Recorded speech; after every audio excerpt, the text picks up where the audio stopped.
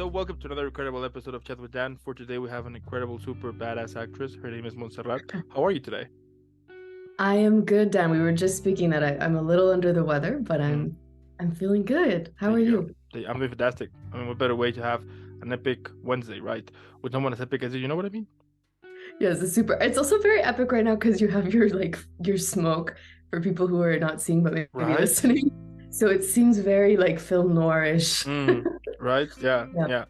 yeah. So welcome to the show. It is incredible to have you here. And before we start, for those who don't know who is the amazing Montserrat, please explain us. I yeah, I mean, hi. My name's Montserrat. I've been living in Vancouver now for around 6 years, I want to say. I'm an actress. I also am a theater maker. I'm in a lot of processes where we're developing new work, whether that's with new playwrights and new scripts, or if it's also from a very devised collective ensemble creation-based work. And I'm doing voiceover, film and TV, kind of just wearing all the hats as an actor does. And yeah, I've been fortunate to get to work in Canada as well as internationally, both in places like in Colombia and Berlin, and really hoping to just continue working.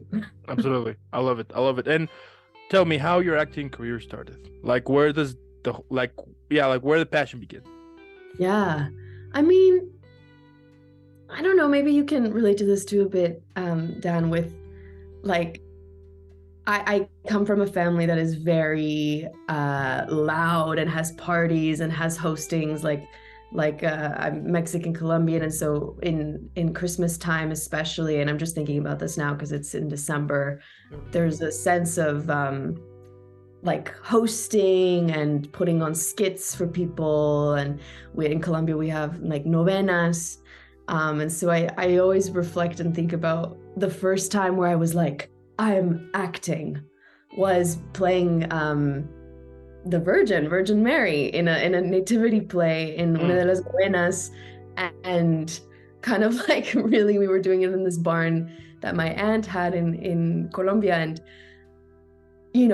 like I'm talking, there's like donkeys, and we're all just like doing the novena, and that feeling of having an audience, playing a role, being part of something bigger than yourself, singing.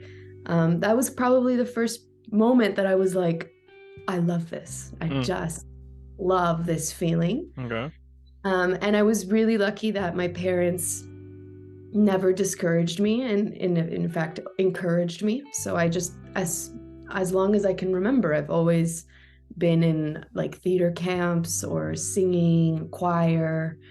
I come from a very artistic family on my mom's side, and my father also is like a lover of poetry, and so it was just the arts was always around me. Mm, okay. Okay. And what were some of the challenges that you had when you were making those first acting steps?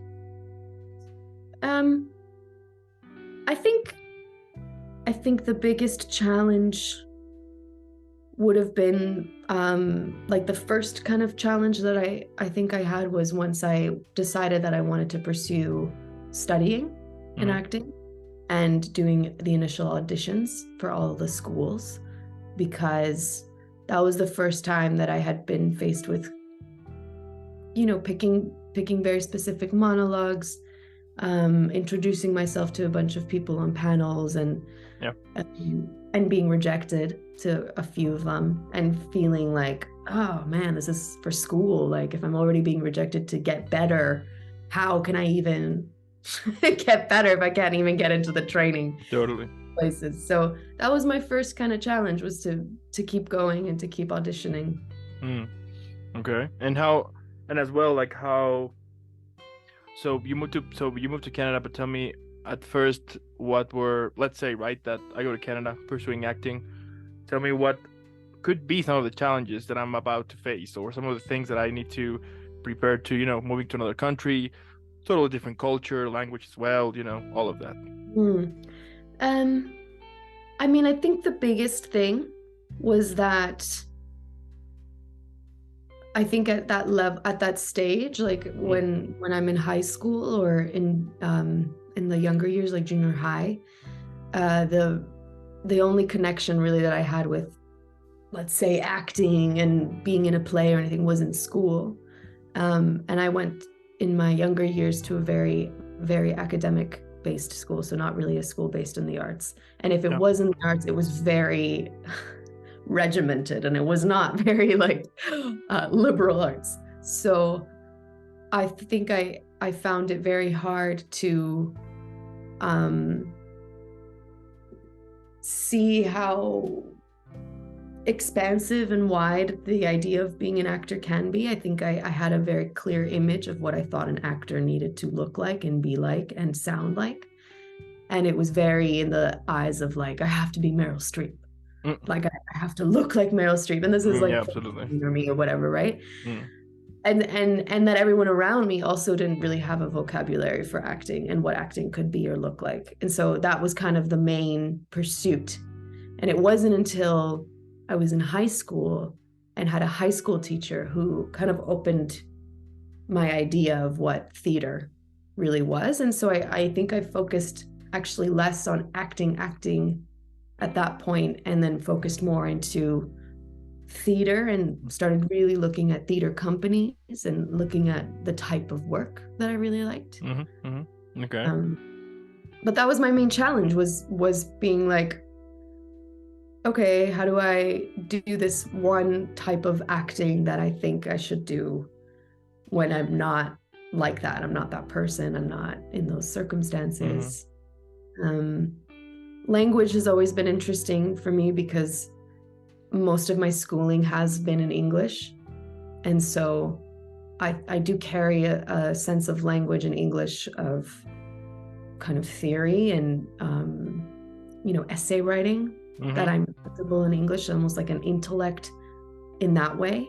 But emotionally and in sensations and in the body, it's Spanish. And so I haven't had as many opportunities to speak only in Spanish and act. And when I do, I notice a shift and a difference. Yeah, absolutely. Yeah, and the whole expressions, the words, the meaning, everything. Yeah, I can understand that too. I mean, it gets I mean, I wouldn't say complicated, but it's kind of funny when you are trying to express something that perhaps you have it like on Spanish and you try to like to express it on English, but it will not kind of be the same as if you express it like in your own language. You know what I mean? So I can understand that. Okay. Yeah, absolutely. Wow. All right. Now, focusing a little bit here on your acting career, tell me how you prepare a character. Now I understand that depends on the role. But what is your approach? Like, what are your initial approach to start this whole process of creating someone, basically? Yeah, I mean, what I love about starting the beginning of a project or a character is that I get to approach it from a sense of like total openness. And so I really try to usually there's a script. I have worked in some projects where there is not a script yet, and so it's kind of, that's a whole other way of building a character. But normally if there's a script, I'm very thankful. And then the process really begins with reading the script over and over again and thinking and feeling what kind of intuitions really come up for me that I think this character might respond to based off what I'm seeing in the script. And then I try to always kind of approach questions or analyses of just thinking of how this character would be in these situations. So I do a lot of kind of sitting with characters. Like I don't necessarily instantly know. Sometimes I do. Sometimes I have assumptions, and then when I'm actually in the scene or working on it, it's like, whoa, no, that was just an assumption. That's not necessarily true. So I guess what I love the most is being open to it every single time and kind of approaching it with this like naivety that is like, oh, okay, what if they moved like this? What if they reacted like this? They thought about their mother in this way or whatever. Okay. And I find pretty cool the fact that you get the chance to experience so many different kind of ways of living. For example, you get the chance to be, I don't know, a cop, lawyer, doctor, nurse, superhero, astronaut, and I find pretty cool the fact that at the same time you get the chance to kind of a little bit of taste that way of life.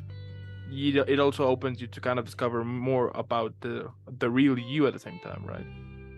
Yes, that's the fun part. Absolutely. Mm. And I would add to that when I'm working on projects that are more devised, let's say, and that the characters are not fully formed, and they're the first initial impetus in the room is like around the concept of the piece, and maybe there's this character that kind of is in this world, in this tone.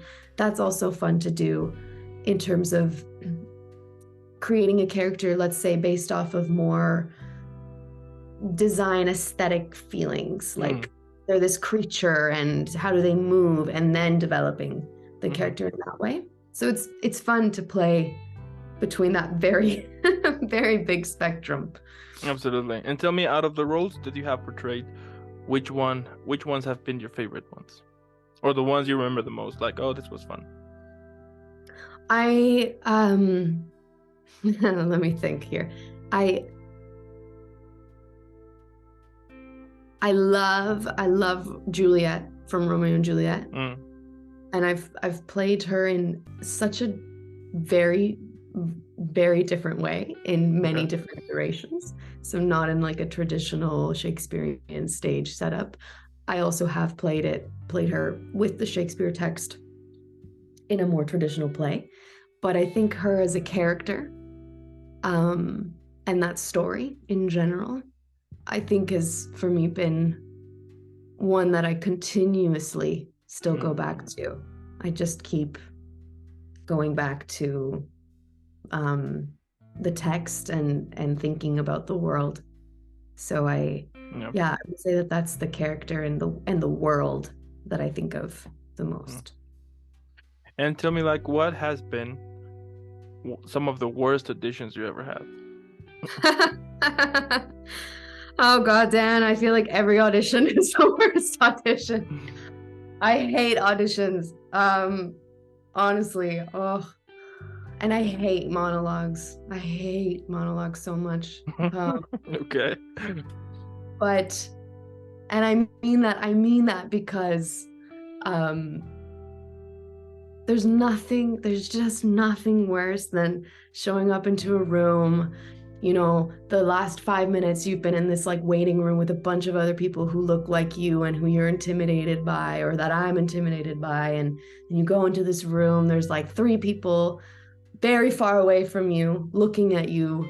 And at the drop of a pin, you have to perform.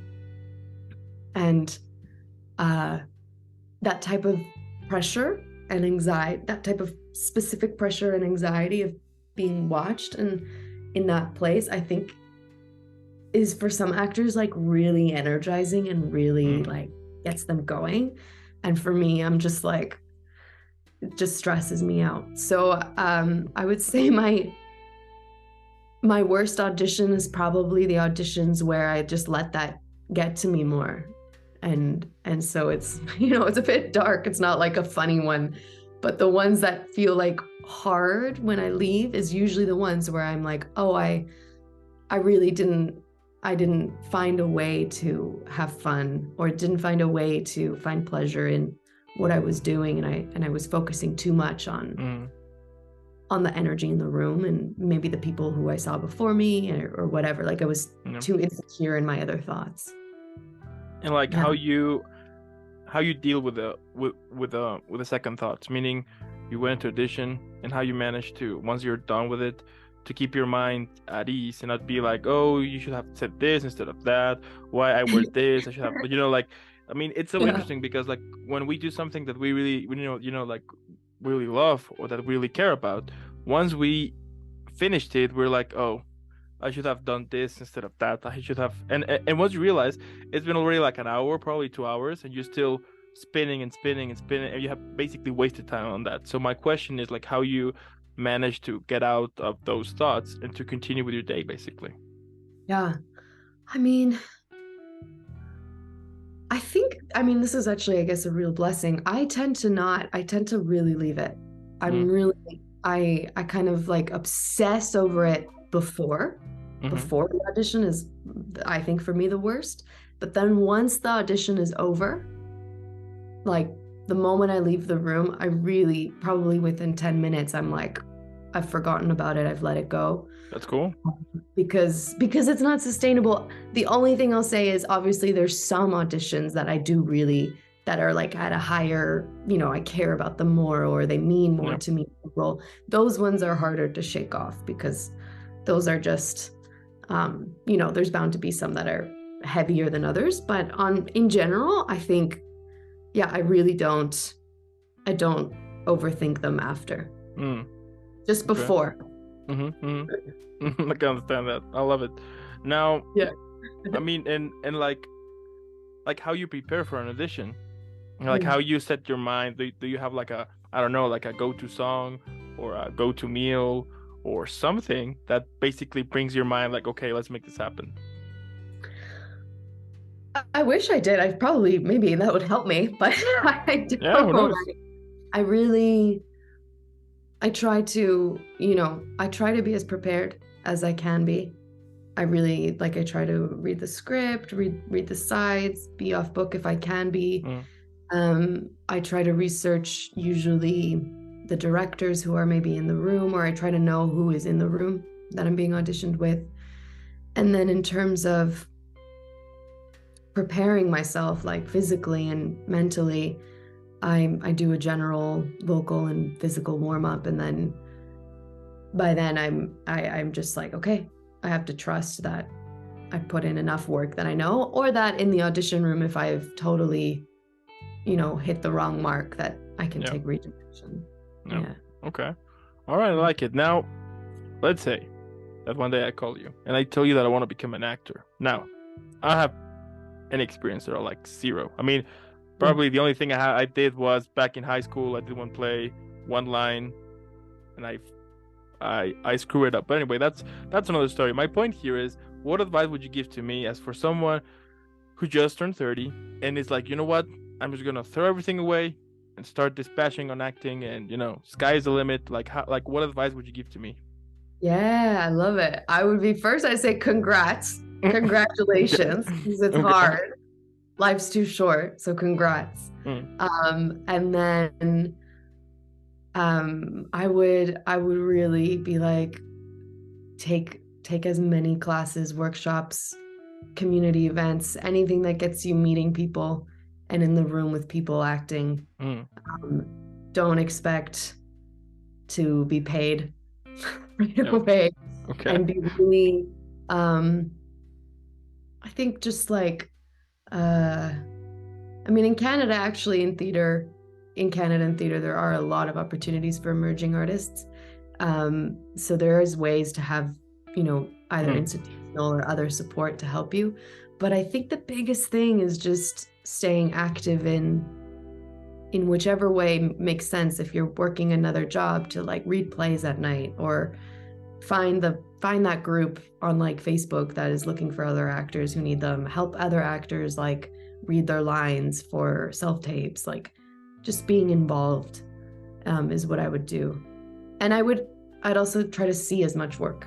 mm, okay. I think that's important, like seeing as much theater as you can, as many films as you can, TV shows, whatever that sparks the thing that is like Mm, why you're doing it. So as much input of that as you can, I think is very necessary and very good. absolutely. I mean, and that being said, what has been the weirdest or awkwardest comment you have ever received on your career? Because I mean, it happens, right? That whenever you say you're an actor, instantly people will be like, oh, and in which movie have you been, or in which Yeah. these huge, like those type of comments. So like, how, yeah, look, so basically, what has been like the weirdest comment you have ever received on your acting career to be like, what the hell? Oh man, I have so many. I think, okay, the first one that came to mind is slightly different, and it's usually like, oh, I'm an actor. Oh, I did acting in high school. Yeah. Okay. Like, yeah, I studied math too. I'm not a mathematician. You know? So usually I get that, which is so funny. Uh, and then, or I get some people who are like, oh, I always wanted to do that.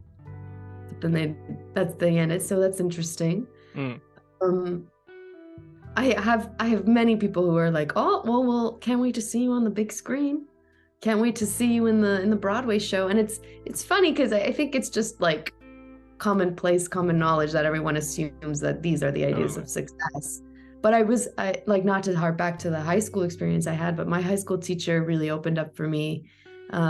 She was like, "You're successful if you're an actor and you're working," and that it's actually quite possible in a Totally. place like Canada to be an actor and be working and making your living off of being in theater. Totally. Um, so that really changed it for me, so that I attribute success more with getting work and not necessarily with being famous or being well known, Yeah, absolutely. which Yeah, I think absolutely. a lot of people put to get two and two together, because of course. um but the high school one usually gets me the most, when people are like, oh, I did that in high school, because I'm like, cool. Yeah, yeah, and it's so interesting because, I mean, whenever, for example, what I have ended up discovering is that if you want to say that you want to start the business of on acting and everything, some people might say, oh, you need to go to LA, Hollywood and everything, or if you want to be specialized on theater, you need to go to Broadway, and whatever you don't go there, you will get frustrated and then you will abandon your dream. And like, what's the point of it when all it takes is just to do a little bit of research, and you can find local places here and there where you live, and actually start to kind of build up, a little bit of your resume and everything. And then if you want to jump to another country, go ahead. Which, I remember back in high school, I had a like this classmate that he was brilliant in the theater, brilliant. And everybody was like, this guy is he's gonna make it into the big leagues because he was brilliant. Um, which, by the way, he was pissed at me because I ruined his play. But anyway, that's for another story. But anyway, so my point here is that he was constantly thinking in his head. I mean, and at that moment we were like, what, like 17, 18, so we didn't know anything about it. But he was thinking in his head that he needed to go to Broadway because he wanted, like, specialize more in theater and everything. And, well, long story short, he didn't went there. He got frustrated and abandoned acting. And the other day I was speaking, with an ex classmate. I was like, dude, I mean, it's a shame that this guy didn't kind of did like more research, locally, or tried, to do something about it, because he was actually pretty talented. So I find that pretty sad at the same time, that sometimes, because of this stereotype, of this idea that the media sometimes will show you, you will abandon something that who knows, maybe you were really good at it and you could have, really exploit that. And instead, because that's not going to be possible, you're going to try to search for another career, and you're going to be basically miserable for a couple of years. And then once you're old, you're going to be like, why I didn't choose what I loved instead of something else. So Yeah, and I think acting can feel really, for me, I've felt experiences where it can feel really lonely, yeah. because it's kind of the art practice that for me is really involved with being with other people. And so it is kind of a hard thing to practice on your own.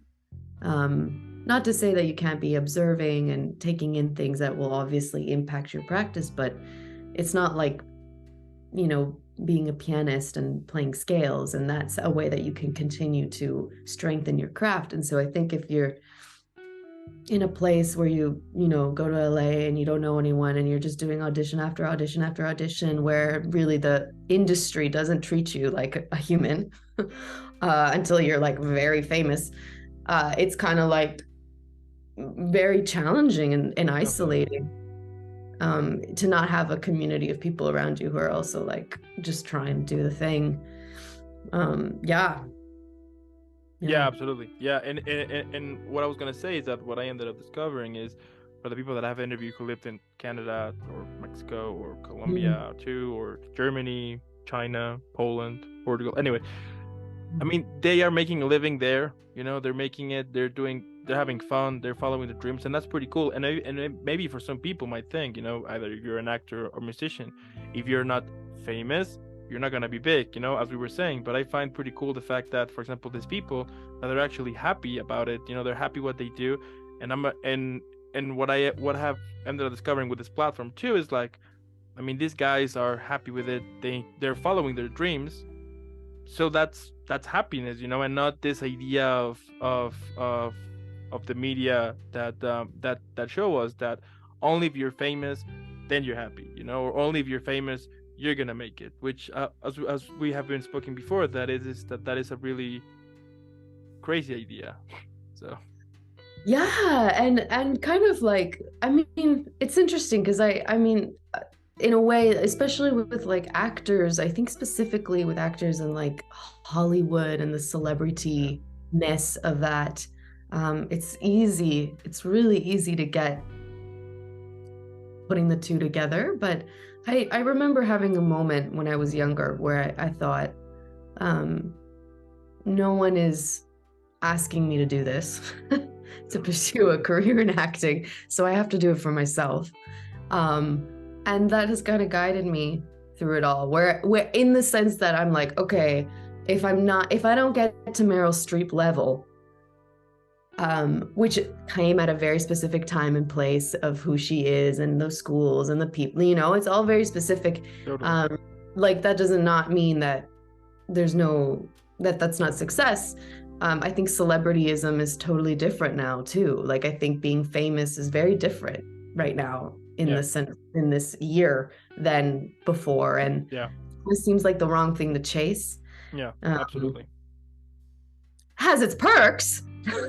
Oh yeah, absolutely. But wrong, Dan. Yeah, no. I mean, who wouldn't love it? Don't get me wrong. But what I would say is that if you want to be famous, I mean, you can do a TikTok, and in a couple of hours, weeks, months, you'll be famous already, But if you're doing something that actually makes you happy, and then eventually that, like the whole celebrity lifestyle and everything comes along, well, that's part of the whole road, and you will be like, okay, I'll take it, which we will see sometimes that actors, they're these huge, incredible, and talented, but they stay away from the whole, paparazzi and celebrity life and everything. They stay away from that, which I kind of get that, because at the end of the day, I mean, it's your passion, it's your dream, and it's it's like that type of stuff that is gonna come eventually. You're like, okay, cool, but I don't want it. So yeah, I think the only thing that I would be like, oh, this is still something that I do aspire to, is there is a level of success that often I think is seen with like the Hollywood people or people who are rich basically in the arts, that there's a level of agency that you can choose what you do. Totally. So you can choose which projects you want to do. You can choose which directors, or be asked to be in things from certain like the caliber of opportunity is different. And so I do dream of the day where it's like any job offer that I get, I could be reading scripts and not take them. Absolutely. Because I have this bounty of things that I can sustain myself on. Yeah. I mean, yeah, I can understand it. I mean, I would love at some point I can make interviews in Bora Bora, but we'll see.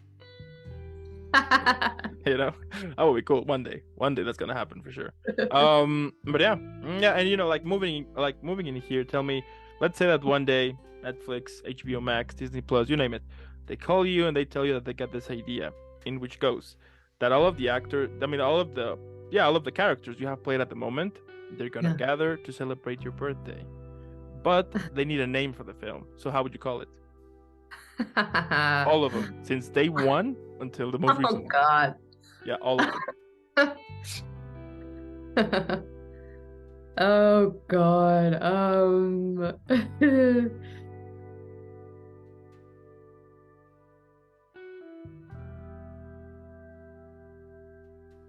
Take your time.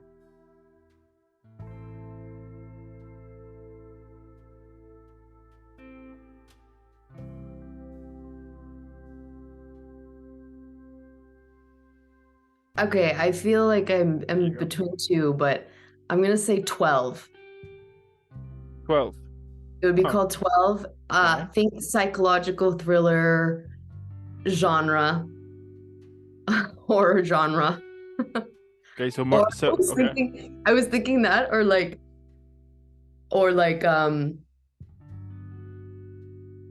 that is like I don't know, like Esperanza or Desaparecida, like Mm, something like okay. Okay. So we're talking about psychological thriller, possibly horror. So murder will be involved.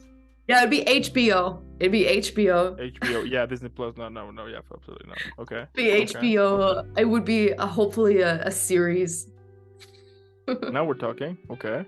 Be a series, and maybe the first pilot would be that that one of them is thrown. I want to like no one shows up. No one shows up for my birthday. Okay. I mean, that's a little bit sad, but I'll take it. No, but just I'm thinking of the characters who I've played. Mm. That would be funny, but like comedic too. There'd be comedy in there. Okay. So, Yeah. comedy, Great psychological outfits. thriller, great outfits. I mean, horror. So drama will be involved as well. I'm assuming. Absolutely. Okay, murder will be involved too. I mean, that sounds like a very It complex kind of full. sounds like a telenovela too. It I kind of like it. sounds like a telenovela a bit. Yeah, I'll take Yeah, it. Okay, and yeah. it's on HBO. Huh. HBO. Which, by the way, you can if you pay your subscription, it's only $9.99. Just saying, Uh-huh. you know. Yeah. But anyway, There we go. yeah, There. please HBO sponsor me. But anyway, let's continue. That's pretty cool. Now, let's say that if you could describe your whole acting career, but on a drink, how would you call it? What? Um.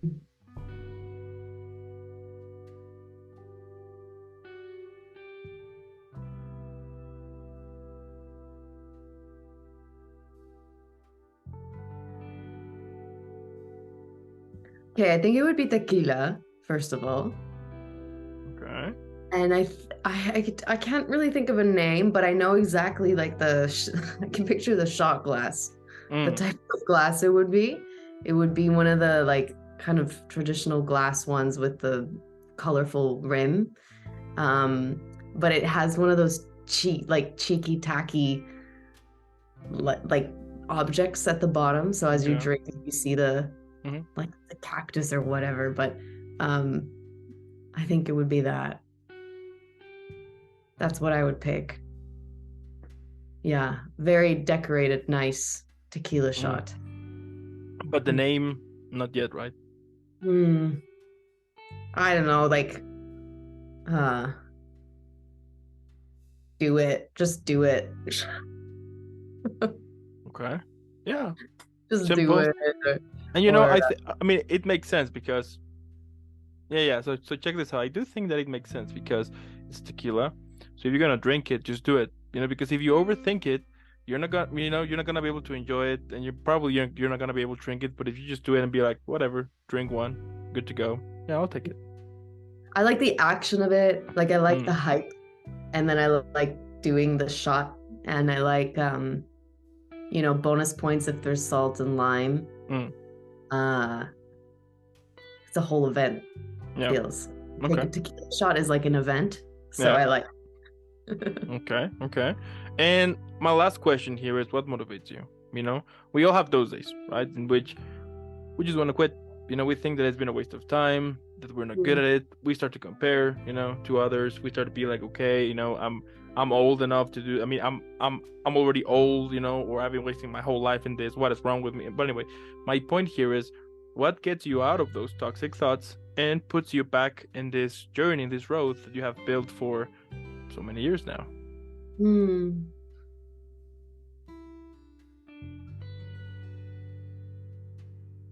I think when I'm very unmotivated, I tend to really lean on other art forms. So I listen to music, especially, I think for me is quite visceral. And so listening to songs that kind of give me that feeling of like, I don't even like ecstasy, like that kind of big macro feeling that only music I feel can really get at. That really like affects me, Mhm. and that helps me. I also look a lot into to sculptures and visual artists. So whether that's going to an actual gallery somewhere or like literally Googling photos of artists that I know, of their work, or on Pinterest, or just like um, seeing other artists express their work helps me kind of deal with the unmotivation, because I think normally the lack of motivation comes from a place of tiredness, dread, fear, isolation, whatever it is. Yeah. Which are all very, human things that everyone feels. And so there's something about channeling that energy and not Mhm. just sitting in it. I think that's the big thing. I do not do well if I just sit in it. So listening to music would probably be my biggest one. And in periods where it's like really, really centered around acting and not feeling motivated around auditioning or whatever, I think I remind I said it already before, but I always remind myself of that no one is asking me to do this. Yeah. So if I gotta find a reason to do it. And if I don't have a reason at that day or in that time, it's fine. But then I try to be present to how I'm feeling and putting it into the work. Like I don't ever, it's not like, oh, I have to know why I'm an actor every day, because I don't all the time, but um feeling and being present Mm. is kind of my way around it. I don't like hide from the unmotivation, I guess is what I'm saying. I kind of like lean into it. Yeah, I can understand that. Oh, Yeah. true. Yeah, yeah, I love it. I mean, at the end of the day, we're all humans, right? Regardless what we do, and we all have those days. Which I sometimes think that perhaps, the Oh audience, yeah. might think that actors or musicians, or professional athletes, they don't have that because they're doing something amazing, but it's not. I mean, Oh, we all have this yeah. feeling sometimes in our lives, so you know, Not at all. Not at all. Yeah. yeah. No. I mean, at the end, Mhm. what can I say?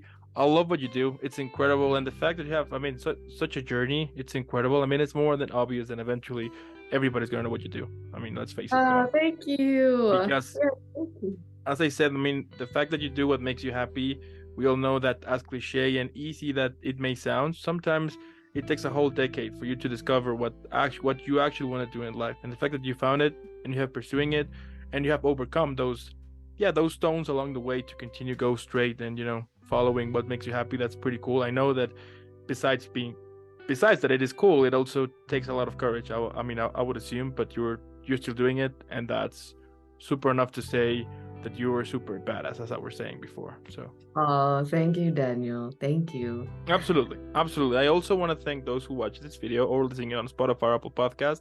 Thank you so much. You're all the best. I couldn't appreciate it more. Thank you. But since this episode is about to be over, make sure to go follow Montserrat like right now in her social media. I mean, I'm gonna leave in the description below her link so you can follow her. Let's make her viral, right? Hashtag Team Montserrat, because she's awesome. She's incredible. And again, thank you so much for those who watch this. Happy birthday if it is your birthday. Have an incredible day, evening, whatever, depending where you are. And again, Montserrat, thank you so much for making this happen. Oh, Have an thank incredible. you. Absolutely. I mean, I can't wait for another episode with you in the future. Keep killing it, keep inspiring, and keep showing it. I mean, keep showing this huge, amazing, epic vibes that you have, because you're killing it here. And I'll see you in the next one.